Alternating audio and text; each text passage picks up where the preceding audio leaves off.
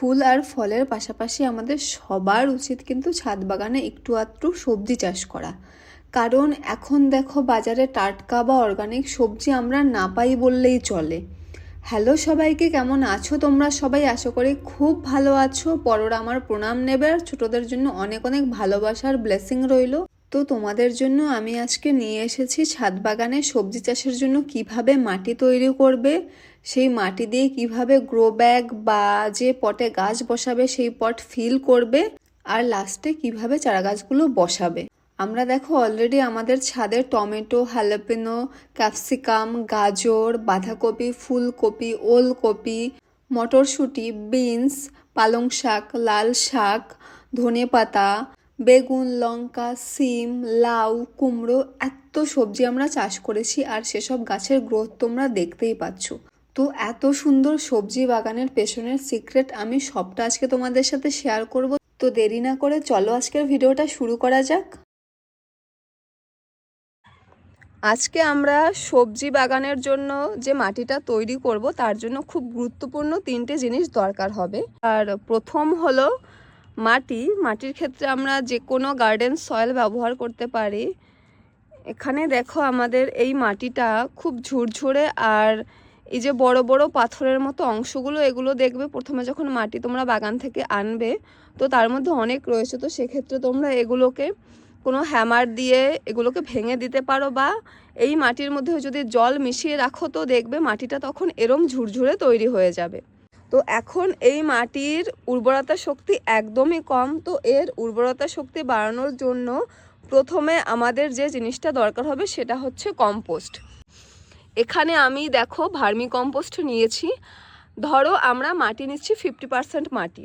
যে কোনো সবজি চাষের জন্য ওই 50%-এর আশেপাশে আমাদের মাটি নিতে হবে, আর তার সাথে আমরা 30% মেশাবো কম্পোস্ট। আর তোমরা যদি গোবর সার ইউজ করো তো সেক্ষেত্রে তোমরা 40% গোবর সার ইউজ করতে পারো। আর সেই গোবর সারটা যেন কম করে হলেও 1 বছরের পুরনো হয়, আর যদি সেটা 2 বছরের পুরনো হয় তো তাহলে খুবই ভালো হবে। তো এখানে কম্পোস্ট আমি 30% মাটির সাথে মেশাবো। কম্পোস্টের পরে আমাদের যেটা দরকার হবে সেটা হচ্ছে বালিটা আমরা কেন মেশাবো মাটির সাথে? যাতে মাটিটা এক তো ঝুরঝুরে হবে, সেকেন্ড মাটিতে যদি এক্সট্রা কোনো জল পড়ে তো সেটা অটোমেটিকলি ড্রেনেজ হোল থেকে বেরিয়ে যেতে পারবে। এখানে আমি 10%-এর মতো বালি নিচ্ছি। এই বালিটা হচ্ছে বিল্ডিং তৈরির যে লাল বালিগুলো হয় সেই বালিগুলো। এখানে যদি আরও মোটা বালি তোমরা অ্যারেঞ্জ করতে পারো তাহলে খুবই ভালো হয়। যে কোনো সবজি চাষের ক্ষেত্রে এই তিনটে জিনিস কিন্তু ম্যান্ডেটারি, এছাড়া সবজি চাষ পসিবল না। এরপরে যে আমি যে জিনিসগুলো অ্যাড করব এই মাটির সাথে সেটা অপশনাল, সেটা তোমরা চাইলে স্কিপ করতেও পারো, বাট এই তিনটে জিনিস অ্যারেঞ্জ তোমাদের করতেই হবে। এরপরে অপশনাল যে মাটির খাবার, তার জন্য প্রথমে আমি নিচ্ছি এই কিচেন কম্পোস্ট। এগুলো তোমরা বাড়িতেই রেডি করতে পারবে। আমাদের কিচেনে যেসব ওয়েস্টেজ রয়েছে, সবজির খোসা, চা পাতা, সেগুলো ইউজ করে। এটার আমি এখানে 2 মুঠের মতো নিয়েছি। যদি তোমরা একটা গ্রো ব্যাগে বা একটা পটের মাটি তৈরি করো তো সেক্ষেত্রে 2 মুঠো কম্পোস্ট এনাফ। তারপরে এখানে রয়েছে হাড় গুঁড়ো, এরও আমি 2 মুঠো নিচ্ছি। একটা পটের জন্য 2 মুঠো এনাফ। আর এই বোন মিল ইউজ করার কারণ হচ্ছে এতে প্রচুর ক্যালসিয়াম আর ফসফরাস রয়েছে, যেটা যে কোনো গাছের ফ্রুটিং আর ফ্লাওয়ারিংয়ের জন্য ভীষণ দরকারি। আর তোমরা যদি ফুলের ক্ষেত্রে, যারা অনেকে আমাকে জিজ্ঞাসাও করেছো আগে যে দিদি এই ফুল দিয়ে আমরা পুজো করি, তো সেক্ষেত্রে আমরা এই বোন মিলটা ইউজ করতে পারবো না, বোন মিল বা হাড়ের গুঁড়োটা আমি ইউজ করতে পারবো না। সেক্ষেত্রে তোমরা এরম সর্ষের খোল 2 মুঠো ইউজ করতে পারো। এই গেল হাড় গুঁড়ো। তারপরে রয়েছে নিম খোলেরও এখানে আমি 2 মুঠো ইউজ করছি। নিম খোল ইউজ করলে গাছের মাটিতে অনেক পোকামাকড় দেখবে হয়, সেগুলো অনেকটাই কমে যাবে। আর নিম খোল তো গাছের খাবার হিসেবে ভীষণ উপকারী। আর তারপরে আমি ইউজ করছি ছাদের, আমাদের দেখবে যেসব পাতা পড়ে বা ঝাড় দিলে যেসব পাতা বেরোয় ছাদ থেকে, সেগুলোকে শুকিয়ে এখানে গুঁড়ো করা রয়েছে। তো এটা ইউজ করার রিজন হচ্ছে যত টাইম যাবে এই জিনিসটা পচে মাটিতে কিন্তু খাবার তৈরি হতে থাকবে। তো যার ফলে ধরো আমরা একটা সিজনের ফল আমরা তুলে নিচ্ছি, দেন সেকেন্ড সিজনের জন্য আমরা যখন আবার গাছ লাগাবো তো তখন মাটিতে প্রপার উর্বরতা শক্তি কিন্তু থাকবে। তো সেজন্যই আমি এখানে এই পাতার গুঁড়োগুলো নিচ্ছি। এগুলো তোমরা এরকম হাত দিয়ে ক্র্যাশ করে নিতে পারবে। আর তারপরে আমি লাস্ট নিচ্ছি হচ্ছে এখানে ট্রাইকোডার্মা, এর 1 চামচ আমি নিচ্ছি, কারণ মাটিতে তো ফাঙ্গাল ইনফেকশন হওয়ার চান্স থাকে, তো সেই জন্য এখানে 1 চামচ আমি ট্রাইকোডার্মা ইউজ করছি। আর যদি তোমাদের কাছে এটা অ্যাভেলেবেল না থাকে তো তোমরা রান্নাঘরে মানে রান্নার জন্য যে হলুদ ইউজ হয় আমাদের, সেই হলুদেরও 1 চামচ ব্যবহার করতে পারো। এই হলুদ ইউজ করার কিন্তু আরও একটা গুণাগুণ রয়েছে, সেটা হচ্ছে মাটিতে দেখবে অনেকের পিঁপড়ে হয়, তো হলুদটা ব্যবহার করলে কি হবে, মাটিতে পিঁপড়েটা ধরবে না। যদি ধরো তোমরা গাছ লাগিয়ে ফেলেছো, সেই গাছে পিঁপড়ে ধরেছো, তো সেক্ষেত্রে কি করবে, গাছের মাটির উপরের অংশে এরম 1 চামচের মতো হলুদ ছড়িয়ে দেবে, তাতে আস্তে আস্তে পিঁপড়ের এই সংক্রমণটা চলে যাবে। তো এই হলো আমার ওভারঅল সমস্ত যে খাবার। প্রথমে তো ছিল মাটি, তারপরে ভার্মি কম্পোস্ট, তারপরে বালি, তার সাথে এই হলো অপশনাল কিছু খাবার। এগুলো যদি তোমাদের কাছে অ্যাভেলেবেল না থাকে তোমরা স্কিপ করতে পারো। আর যদি এটা মানে এই সবজি চাষটা যদি তোমরা গরমকালে করো তাহলে এই মাটির সাথে একটু কোকোপিট ইউজ করো, মানে 10%-এর মতো, কারণ গরমকালে দেখবে মাটিটা খুব তাড়াতাড়ি শুকিয়ে যায়, শীতে সেই প্রবলেমটা নেই। তো সেজন্য আমি এখন কোকোপিটটা ব্যবহার করছি না। তো চলো তাহলে এবার আমরা দেখে নেব এই সমস্ত মিশ্রণটা আমরা কিভাবে তৈরি করব, আর আমরা যে পটে গাছ করব সেই পট আমরা কিভাবে ফিল করব, আর তাতে কিভাবে আমরা গাছ লাগাবো, পুরো প্রসেসটা আজকে আমরা দেখে নেব। তো চলো তাহলে শুরু করা যাক। তো এখানে প্রথমে আমি নিয়ে নিচ্ছি 50 ভাগের মতো মাটি।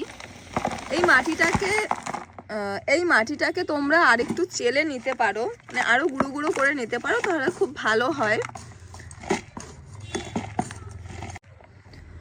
এই চলে আসলো আমার 50% মাটি। তো এর মধ্যে এবার 30% যাবে ভার্মি কম্পোস্ট। এই ভার্মি কম্পোস্ট মাটি আর বালি এটা কিন্তু ম্যান্ডেটারি, এটা তোমার গাছের জন্য লাগবেই লাগবে। ব্যাস, এবার এর মধ্যে আসবে প্রথমে যে কিচেন কম্পোস্টটা আমি তোমাদের দেখালাম, তার 2 মুঠো কিচেন কম্পোস্ট আমি এখানে নিয়ে নিচ্ছি। তারপরে দিয়ে দিচ্ছি আমি 2 মুঠো নিমখোল। যদি তোমাদের কাছে নিমখোলটা না থাকে তোমরা যে ছাই হয় না, যারা উনুনে রান্না করে, সেই ছাইটাও কিন্তু তোমরা ব্যবহার করতে পারো, কিন্তু ছাইটা একটু কম নেবে, মানে 2 মুঠোর জায়গায় সেখানে তোমরা 1 মুঠো ব্যবহার করবে। তারপরে নিচ্ছি আমি এখানে 2 মুঠো হাড় গুঁড়ো। তারপরে আমি নিচ্ছি এখানে সেই যে গুঁড়ো পাতা, আর লাস্ট রয়েছে এখানে 1 চামচের মতো ট্রাইকোডার্মা। আর এগুলো কিন্তু সবই অর্গানিক সার, এর মধ্যে কোনো রাসায়নিক সার নেই। এভাবে খুব ভালোভাবে মাটিগুলো প্রথমে মিশিয়ে নেবে, যাতে প্রত্যেকটা জিনিস মাটির সাথে খুব ভালোভাবে মিশে যায়। আর একটা গ্রো ব্যাগের জন্যই এইটুকু খাবারই এনাফ। আর তারপর তো আমরা প্রত্যেক মাসে গাছের ক্ষেত্রে গোবর সার, তারপরে সবজি পচা জল, তারপরে খোল ভেজানো জল, এগুলো তো ব্যবহার করতেই থাকবো। তো সেই খাবার তো কন্টিনিউয়াসলি গাছ পেতে থাকবে।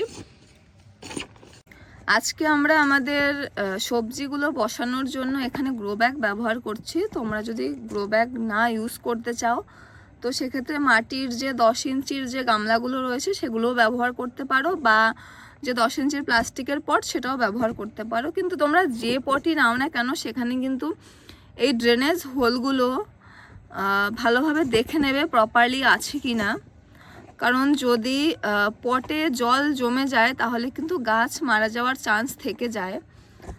তো তার জন্য প্রথমে এই ড্রেনেজ সিস্টেমটা আমাদের প্রপার করে নিতে হবে, সে যে কোনো পটই হোক না কেন তার ক্ষেত্রে।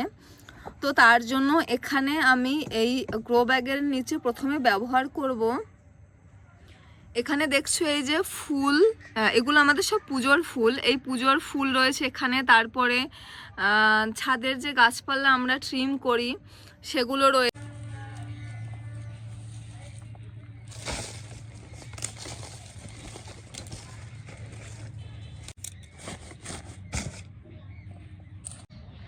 এই একটা লেয়ার এটা আমি এই পাতা ফাতা দিয়ে ফিল করে দিলাম। এবার এর উপরে যাবে মাটি। তো এবার দেখো মাটিটা কতটা কম লাগছে।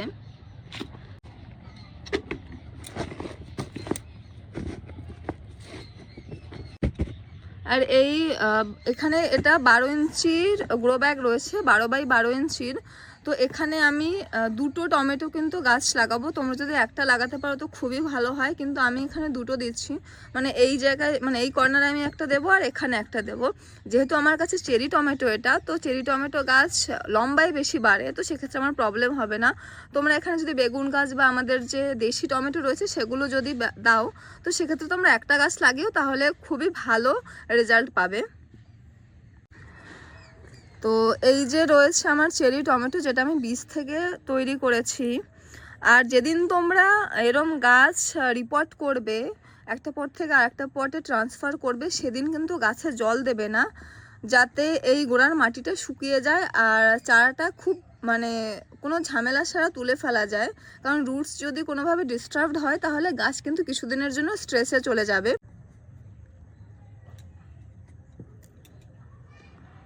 এই দেখো গাছটা বেরিয়ে এসছে আর কত সুন্দর রুটস হয়েছে, অলরেডি রুট বাউন্ড হয়ে গেছে।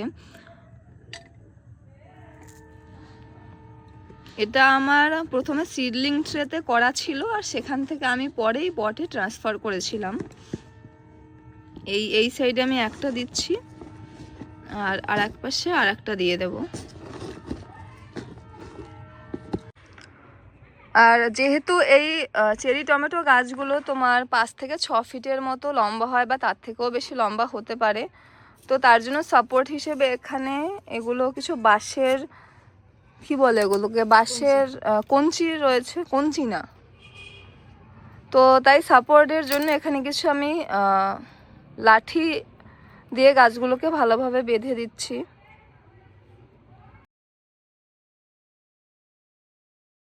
সবজি কিন্তু পুরো একদম কড়া রোদে সব থেকে ভালো হয়। তো তোমরা যে কোনো সবজি গাছই লাগাও না কেন সেটাকে ট্রাই করবে যেখানে সারাদিন রোদ পড়ে সেখানেই রাখার। আর গাছ বসানোর পরে কিন্তু টব ভরে জল দিয়ে দেবে। তো এই ছিল সবজি চাষের জন্য যে মাটিটা আমরা রেডি করি তার সমস্ত ডিটেলস, আর কিভাবে গাছ বসে আমি সেগুলোও দেখিয়ে দিলাম। তো আর দেরি করো না, তোমরাও তোমাদের ছাদ বাগানে আস্তে আস্তে করে সবজি চাষ শুরু করে দাও। তো আজ আসি তাহলে, সবাই খুব ভালো থেকো, সেফ থেকো।